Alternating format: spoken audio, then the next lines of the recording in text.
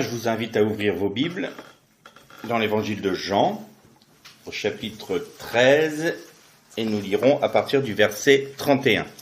Jean, chapitre 13, verset 31. Lorsque Judas fut sorti, Jésus dit « Maintenant le Fils de l'homme a été glorifié, et Dieu a été glorifié en lui. Si Dieu a été glorifié en lui, Dieu aussi le glorifiera en lui. Il le glorifiera aussitôt. Mes enfants, je suis avec vous encore un peu. Vous me chercherez, et comme j'ai dit aux Juifs, là où moi je vais, vous ne pouvez pas venir. À vous aussi, je le dis maintenant. Je vous donne un commandement nouveau, que vous vous aimiez les uns les autres, comme je vous ai aimé, que vous aussi, vous vous aimiez les uns les autres. Nous lirons un deuxième passage, toujours dans l'évangile de Jean, mais au chapitre 15.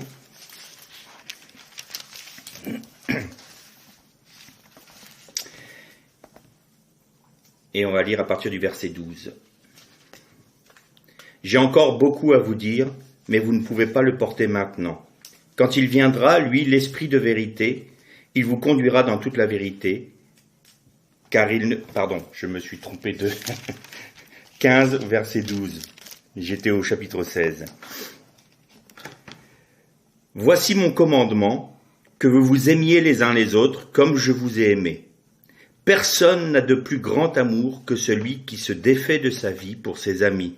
Vous êtes mes amis si vous faites ce que moi je vous commande. Je ne vous appelle plus esclave parce que l'esclave ne sait pas ce que fait son maître. Je vous ai appelé amis parce que je vous ai fait connaître tout ce que j'ai entendu de mon Père.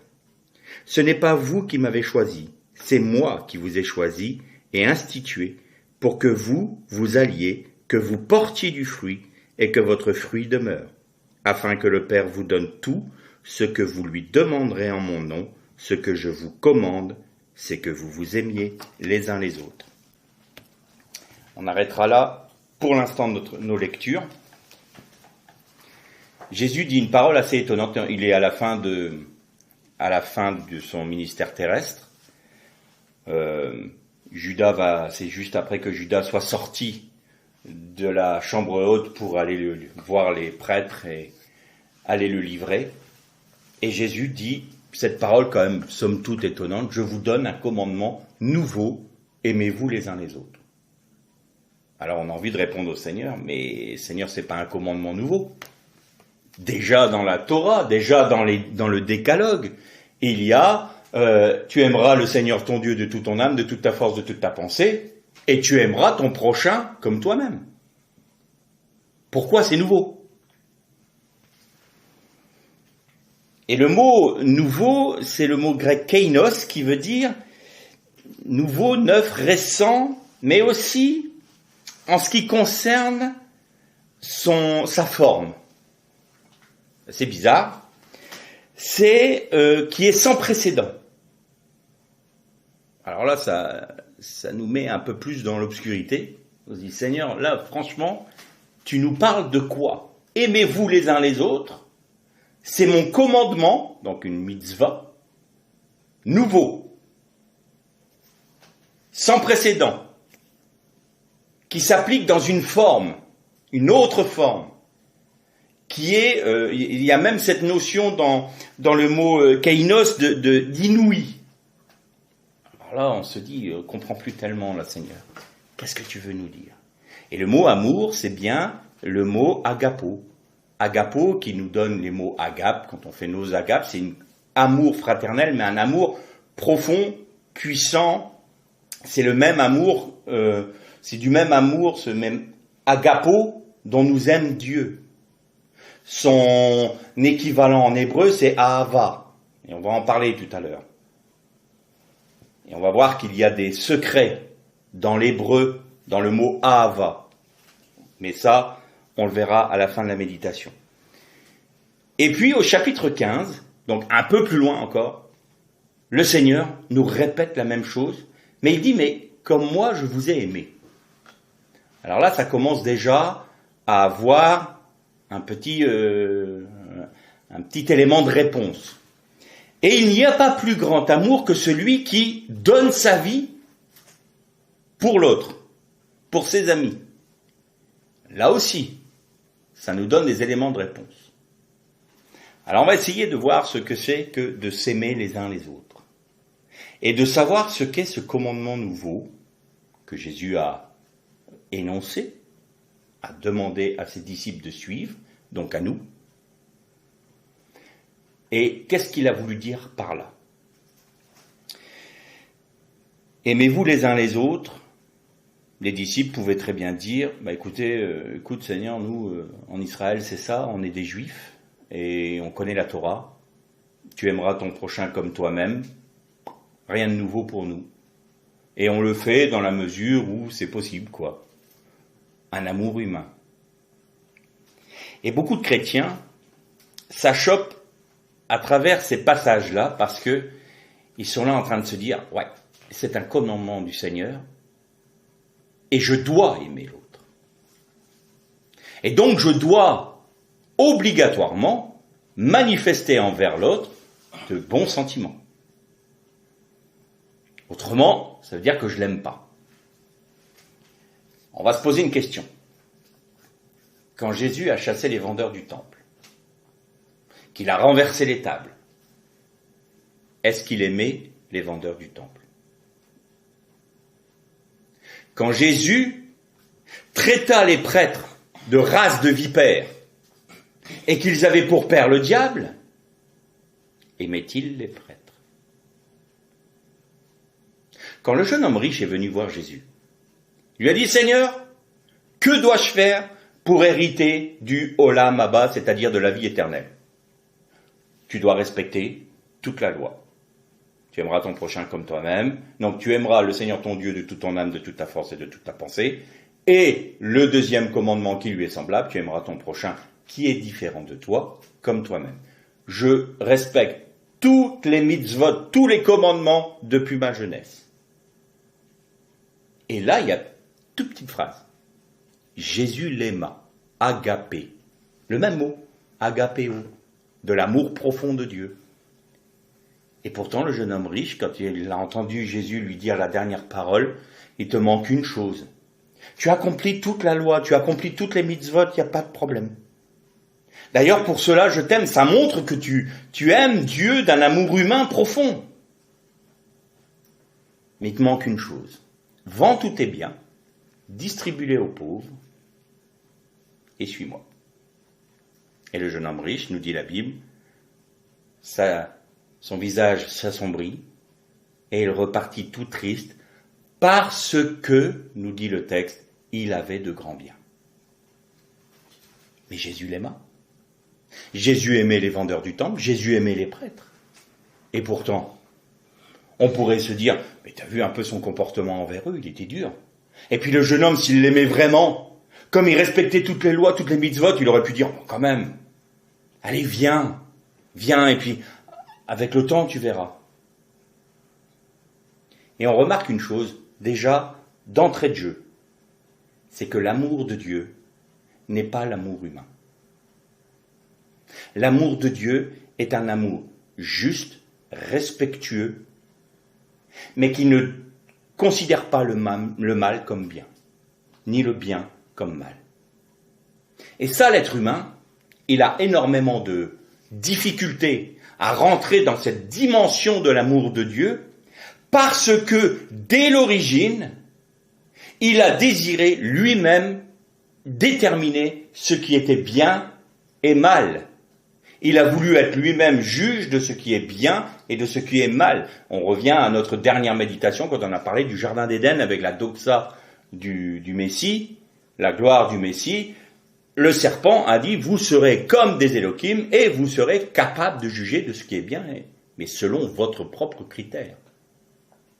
Et du coup, l'amour humain est un amour qui est fondé non pas sur l'esprit, et là on revient à toutes nos méditations, nos dernières méditations, porter du fruit, d'ailleurs on en parle encore dans le texte là, que vous portiez du fruit, la croix, l'œuvre de la croix, de toute façon, l'œuvre de la croix, on n'arrêtera pas d'en parler, parce que c'est tellement central qu'on peut pas parler de l'évangile, on peut pas parler de la Torah sans parler de la croix, c'est pas possible. La croix est centrale dans la vie d'un chrétien. La croix est centrale dans la vie d'un enfant de Dieu. Il y a pas d'échappatoire, c'est comme ça. Donc, il y a tout cet arrière-plan de tout ce qu'on a dit ces dernières semaines qui revient là.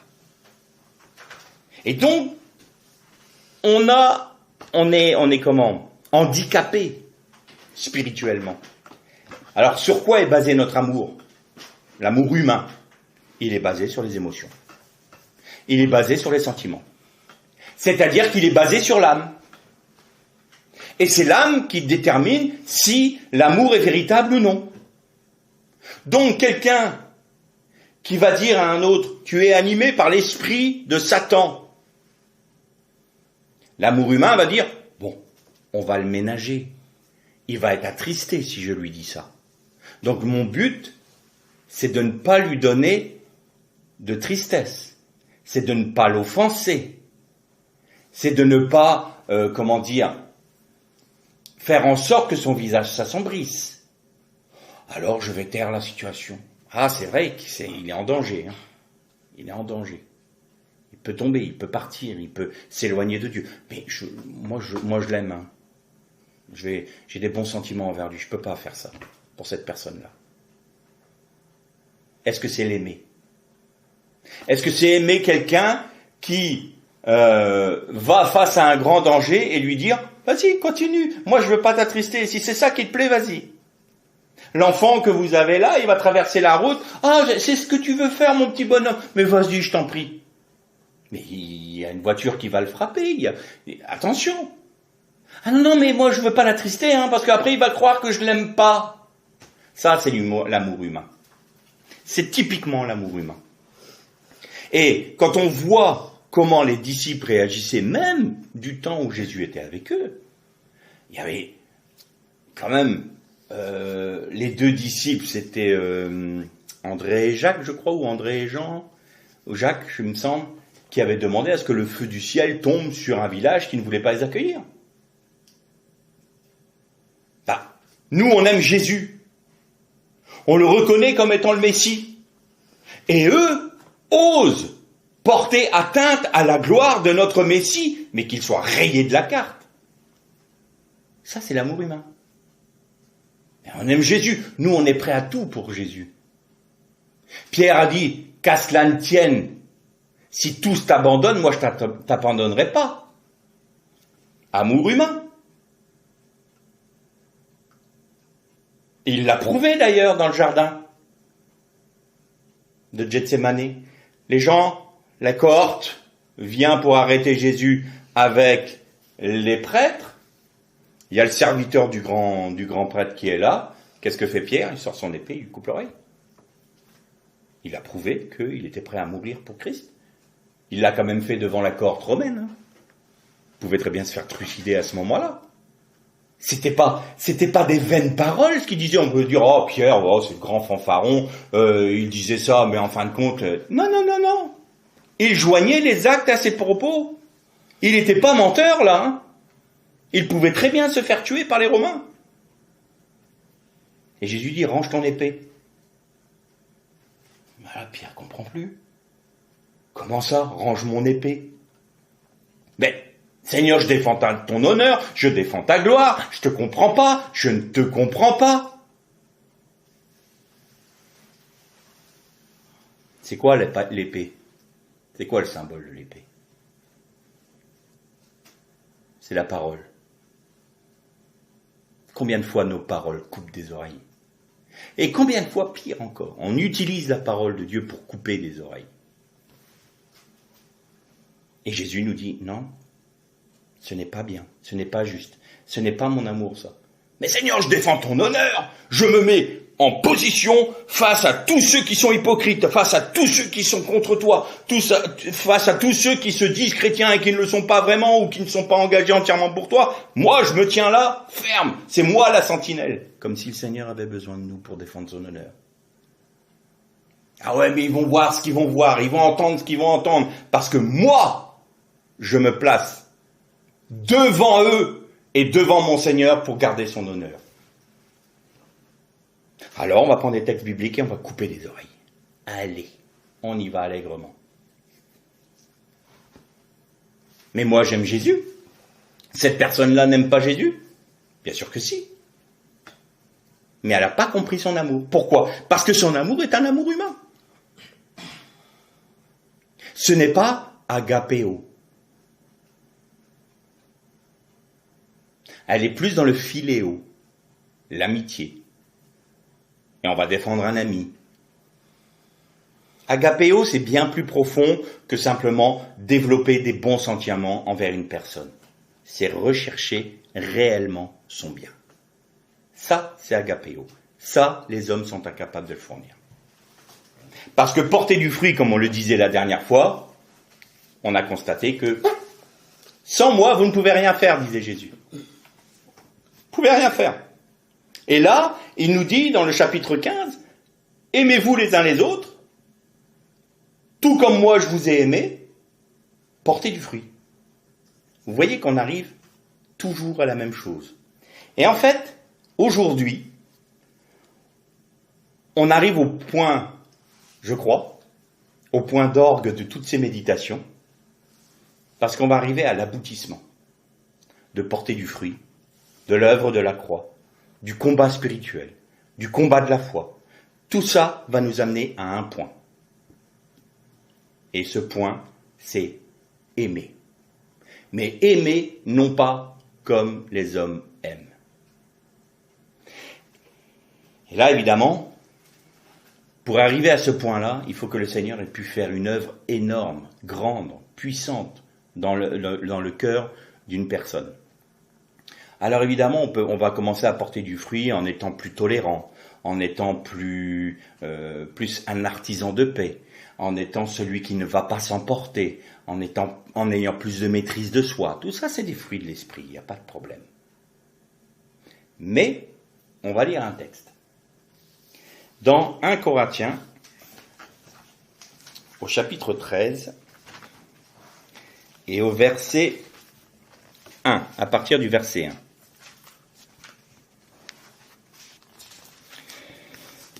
Quand je parlerai la langue des humains et des anges, si je n'ai pas l'amour, je suis une pièce de bronze qui résonne ou une cymbale qui retentit. Quand j'aurai la capacité de parler en prophète, la science de tous les mystères et de toute la connaissance, quand j'aurai même toute la foi qui transporte les montagnes, si je n'ai pas l'amour, je ne suis rien.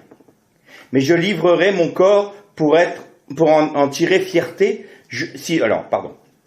Quand même, je livrerai mon corps pour en tirer fierté, donc se sacrifier lui-même. Si je n'ai pas l'amour, cela me sert de rien. L'amour est patient, l'amour est bon, il n'a pas de passion jalouse, l'amour ne se vante pas, il ne se gonfle pas d'orgueil, il ne fait rien d'inconvenant, il ne cherche pas son propre intérêt, il ne s'irrite pas, il ne tient pas compte du mal, il ne se réjouit pas de l'injustice, mais il se réjouit avec la vérité. Il pardonne tout, il croit tout, il espère tout, il endure tout. L'amour ne succombe jamais. Les messages de prophètes, ils seront abolis. Les langues, elles cesseront. La connaissance, elle sera abolie. Car c'est partiellement que nous connaissons. C'est partiellement que nous parlons en prophète. Mais quand viendra l'accomplissement de ce qui est partiel, alors, lorsque j'étais petit, je parlais comme un tout petit, je pensais comme un tout petit, je raisonnais comme un tout petit. Lorsque je suis devenu un homme, j'ai aboli ce qui était propre au tout petit. Aujourd'hui, nous voyons au moyen d'un miroir, d'une manière confuse, mais alors ce sera face à face. Aujourd'hui, je connais partiellement, mais alors je connaîtrai comme je suis. Or, maintenant, 3 choses demeurent. La foi, l'espérance, l'amour. Mais c'est l'amour qui est le plus grand. Vous voyez que dans ce texte, il nous est rappelé tous les fruits de l'esprit. Mais tous les fruits de l'esprit à travers un autre prisme. Alors évidemment, c'est la vie du Christ, bien entendu. la vie du Christ qui est en nous, qui peut nous faire porter du fruit. Vous ne pouvez rien faire sans moi. Mais là, l'apôtre nous amène dans une révélation plus grande. Pourquoi ? Parce que quand on atteint ce degré d'œuvre du Saint-Esprit dans notre vie, c'est l'amour qui résume toute la vie du Christ en nous. Et alors, l'amour supporte tout, il pardonne tout, il ne se réjouit pas du mal, il accepte tout. Alors, est-ce qu'il accepte tout ? Ça veut dire quoi ? Parce qu'on aime selon Dieu, on va accepter tout et n'importe quoi des autres ? Non. Non. Je vois déjà des personnes qui peuvent être troublées là. Imaginons, et ça m'est arrivé moi personnellement, j'étais dans un milieu, dans une assemblée, où il y avait un ministère, qui se disait ministère, qui était abusif. C'est-à-dire qu'il voulait contrôler toutes les vies, c'était lui qui décidait, personne n'avait le droit de dire quoi que ce soit contre ce ministère-là. Bon, un jour j'ai quitté cette assemblée. Pourquoi ? Parce que, non, ce n'était pas la vérité. C'est pas parce que je ne l'aime pas. C'est pas parce que Jésus n'aime pas cette personne. Mais ce qu'il manifestait là, c'était les œuvres charnelles, les œuvres diaboliques, et c'était quelque chose d'abusif. Donc on n'est pas obligé de suivre des personnes comme ça. Ce n'est pas manquer d'amour selon Dieu, ça. Ce n'est pas manquer d'agapéo d'agir ainsi. Au contraire, si tout le monde le quitte, il va être obligé de se remettre en question. Mais si tout le monde l'incite à rester, non, moi je reste comme ça, cette personne-là va continuer. La preuve, je suis béni, tout le monde reste. Non, c'est pas l'aimer, ça. Donc, supporter tout ne veut pas dire supporter ce qui n'est pas de Dieu. On va prendre un exemple encore plus frappant. La Bible nous dit, vous devez vous soumettre à toute l'autorité. Donc à l'État. Donc à l'autorité qui a été établie. On est bien d'accord. Pendant la Seconde Guerre mondiale, il fallait vendre les Juifs alors ? Ou fallait-il les sauver ? Fallait-il obéir à l'État français de l'époque sous Pétain qui disait « Vous devez dénoncer les Juifs » ou fallait-il désobéir à cette loi inique et cacher les Juifs et protéger les Juifs et essayer de les sauver ? Même au péril de notre vie. Ça, c'est agapéo. Mais t'as pas écouté la parole, il a dit de se soumettre à toute autorité.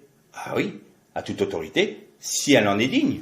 Et si elle ne contrevient pas à la parole de Dieu. Si les autorités aujourd'hui nous disent « Je vous oblige à avoir 40 femmes », on va obéir ? Il y en a certains qui vont dire « Chouette ». Croyez-moi, c'est assez difficile avec une, alors. Bon, plaisanterie à part. Mais c'est pas biblique. Vous voyez que il nous faut rentrer dans l'amour de Dieu. Pas l'amour humain, pas les bons sentiments. Les bons sentiments parfois font des ravages. Mais l'amour de Dieu va chercher qui anime la personne qui est en face de nous. Et parfois cette personne qui va peut-être nous agresser, qui va peut-être nous parler d'une manière virulente, et elle-même dans une souffrance telle qu'elle ne peut pas s'exprimer autrement parce qu'il y a quelque chose qui l'anime, quelque chose qui la mine. Mais si nous restons aux apparences et que nous restons sur le plan humain dans notre amour, on va se dire, dis donc, elle se prend pour qui ? T'as vu comment elle me parle ?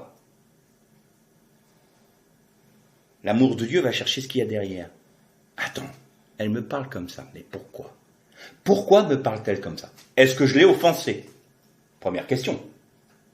Non, je ne l'ai pas offensée. Bon. Est-ce qu'il y a quelque chose chez moi qui lui déplaît ? Non. Alors pourquoi est-elle comme ça ? Et quand on creuse un peu, on découvre peut-être qu'il y a une souffrance et que là, le Seigneur nous a conduits à pouvoir intercéder pour elle ou à lui apporter la parole dont elle a besoin. Et puis tout d'un coup, on voit que l'apaisement est là. Pourquoi ? Parce qu'elle était animée par une souffrance ou même parfois par un esprit mauvais. Je dis animée, pas possédée. Animée par un esprit mauvais qui la faisait aller dans quelque chose qui n'était pas de Dieu. Mais si on répond à cette, entre guillemets, agression par une agression nous-mêmes, on crée une querelle. C'est en cela qu'il dit, l'amour supporte tout, accepte tout, ne voit pas le mal. C'est ça que ça veut dire. On va chercher la racine de l'action ou de l'attitude de l'autre. Et pas juger à l'emporte-pièce. L'amour humain juge à l'emporte-pièce. C'est quelle émotion cela provoque-t-il ou quel sentiment cela provoque-t-il chez moi? Si c'est un sentiment d'émotion, une émotion de colère ou un sentiment de colère et d'irritation, je réponds selon cette irritation ou cette colère.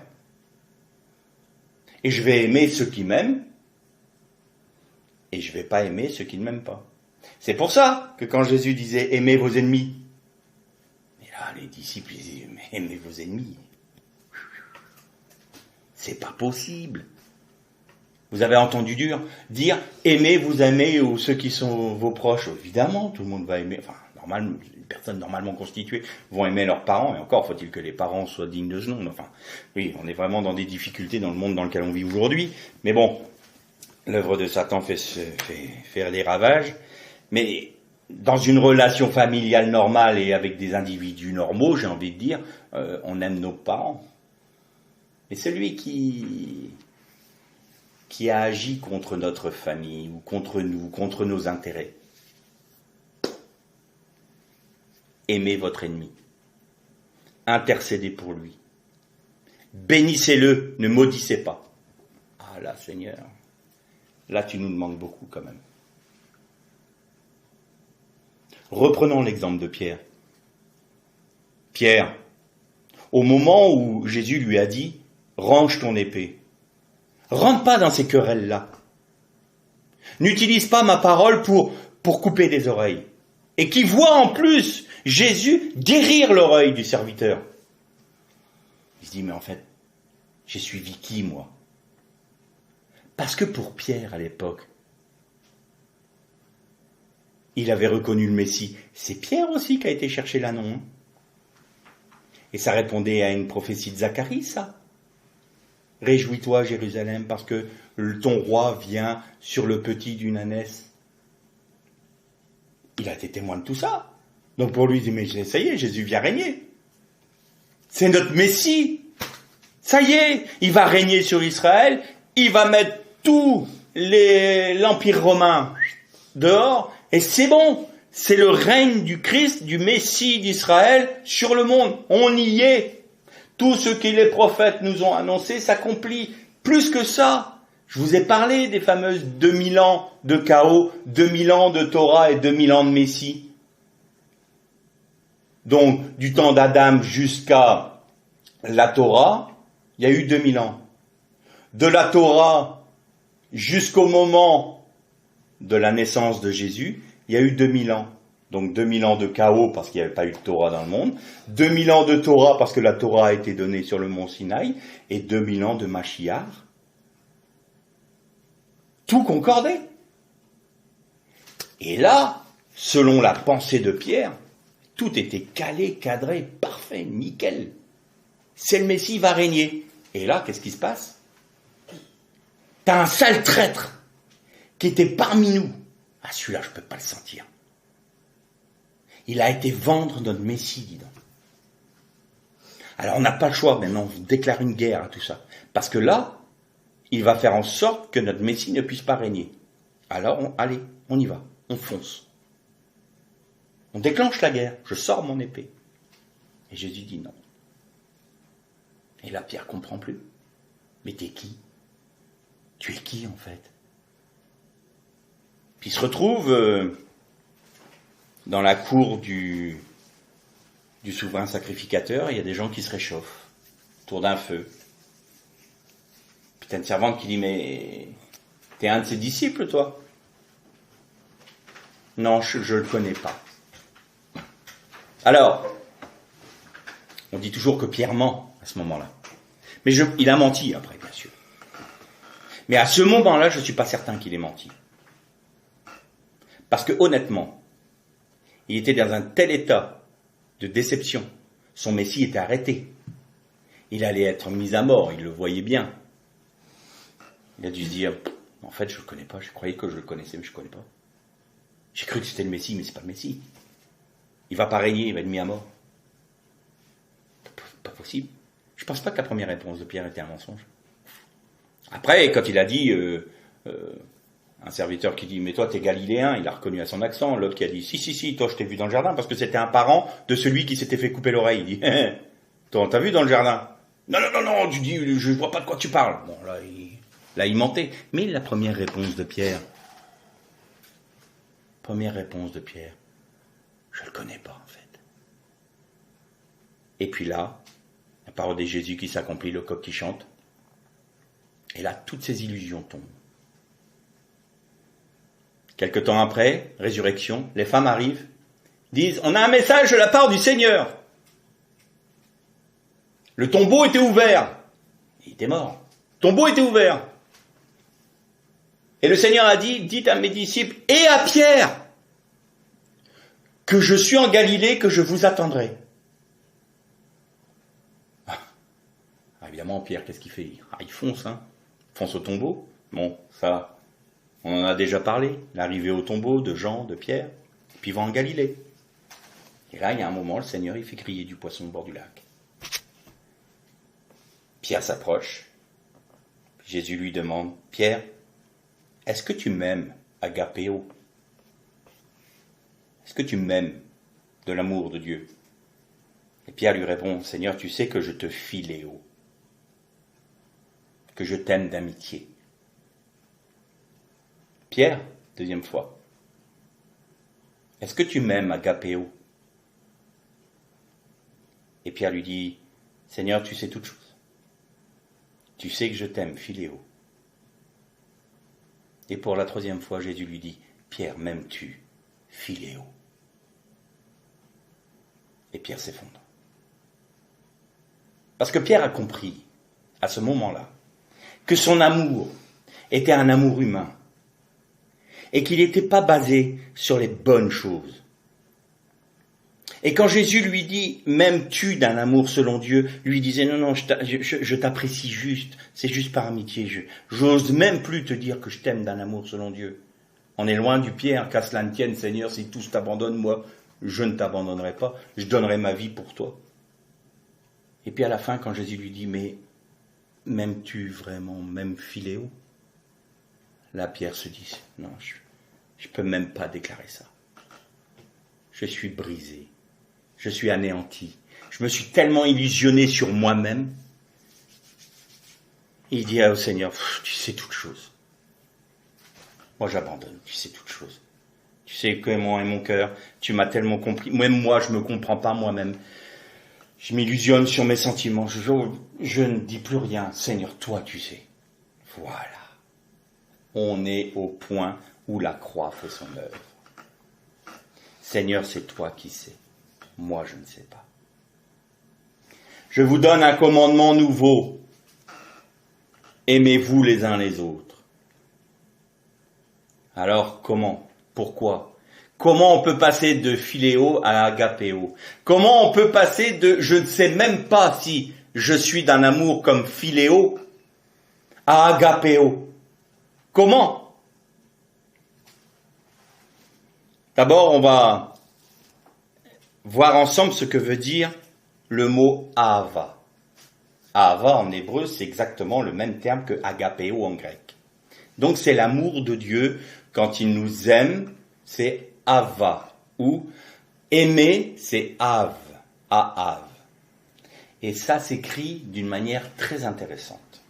Vous savez que chaque lettre, on répète une fois, correspond à quelque chose. Ça s'écrit avec un aleph, un hé et un vet. Aleph, c'est Dieu le Père. Le hé, c'est l'esprit, le souffle. Et le vet, le B, bet, c'est la même lettre mais il n'y a pas un dagage dedans, c'est la Torah, parce que la Torah commence par la lettre bet, et c'est la lettre de Ben, fils. Qu'est-ce qui lie le Père et le Fils dans Av? Av, c'est la lettre He, c'est l'esprit. Qu'est-ce qu'on disait la dernière fois? Je leur ai donné ma gloire afin qu'ils soient un, comme moi et toi, nous sommes un. toi en moi, le Père en moi et moi en eux. Qu'est-ce qui nous lie? C'est l'esprit. Et dans le mot même d'amour, vous avez ce lien du Père par l'Esprit au Fils. Il y a quelque temps de cela, on avait eu une méditation sur le fait que Dieu étant amour, il fallait que cet amour puisse s'exprimer, c'était un élan. Mais si Dieu était Yéred, c'est-à-dire unique seul, une seule entité, qu'il n'y ait pas, qui ne soit pas Erad, c'est-à-dire plusieurs personnes en une seule, c'est Dieu en plusieurs personnes, eh bien, il ne pouvait pas manifester cet amour puisqu'il n'y avait pas la création encore. Comment pouvait-il être amour si cet amour ne pouvait pas s'exprimer? Vous vous souvenez de cela? Et donc, son amour était un élan vers qui? Vers le Fils. Par l'Esprit. On retrouvait cette dimension totale de Dieu dans le mot amour. Le Père aime le Fils par l'Esprit. C'est l'Esprit qui les unit. Eh bien, regardez, quand on dit le mot amour, donc ça c'est aimer, donc c'est l'élan, c'est ce qui unit deux êtres, le Père et le Fils sont unis par l'amour, c'est-à-dire par l'Esprit. Eh bien, quand cet élan va vers les autres, ça donne le mot amour, qui est Ahava. Et là, vous avez Aleph et Beit, ou Veit, et. Et ça nous rappelle le tétragramme. 2 fois le mot, la lettre et à la place du Yud et du Vav, vous avez un Aleph et un Beit. Ce qui veut dire en d'autres termes que c'est exactement la même nature que le tétragramme, parce que le Yud correspond à Dieu, on ne peut pas aller au-delà dans la connaissance du Père, si ce n'est qu'en Jésus-Christ. Jésus-Christ est le Vav, c'est-à-dire celui qui unit le ciel et la terre, qui sont animés par l'Esprit. Et donc, l'amour, Av, devient Ahava quand il se manifeste aux autres. C'est un élan qui va vers les autres. L'amour de Dieu est un élan vers l'autre, est un élan vers sa créature, est un élan vers son Fils d'abord. Et parce qu'il a aimé son Fils, il peut nous aimer. Dieu est amour par essence. Et le tétragramme veut dire Resed, c'est-à-dire la miséricorde. Qui peut donner miséricorde si ce n'est celui qui aime? Vous voyez le lien qu'il y a entre Ahava et le tétragramme, Adonai. Tout y est, tout est là. On est dans l'essence de Dieu, l'essence même de Dieu. C'est la raison pour laquelle c'est un aboutissement. L'amour, selon la pensée de Dieu, Ahava ou l'amour agapéo en grec, est un aboutissement. Et voyons quel est cet aboutissement dans l'Épître aux Éphésiens, chapitre 3.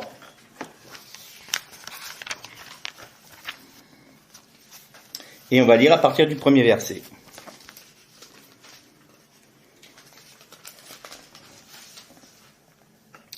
Je dis une bêtise, c'est 13. Non, 3. 14, verset 14.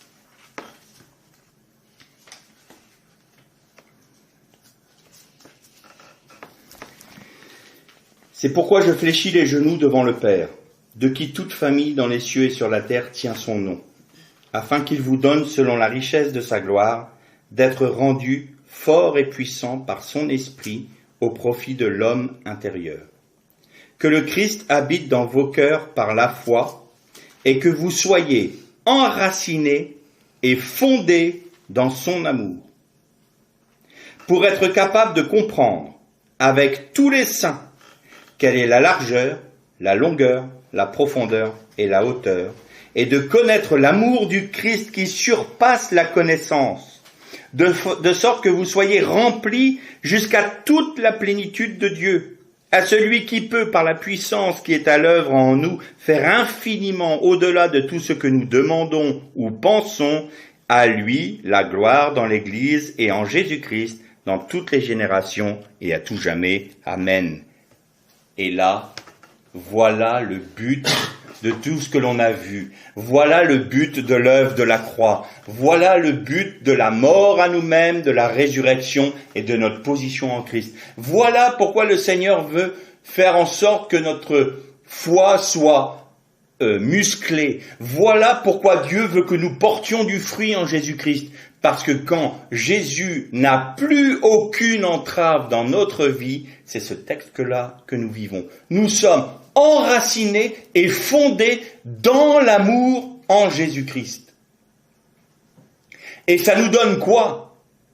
Ça nous donne la connaissance de la hauteur, de la profondeur, de la largeur, de l'amour de Dieu, et plus encore.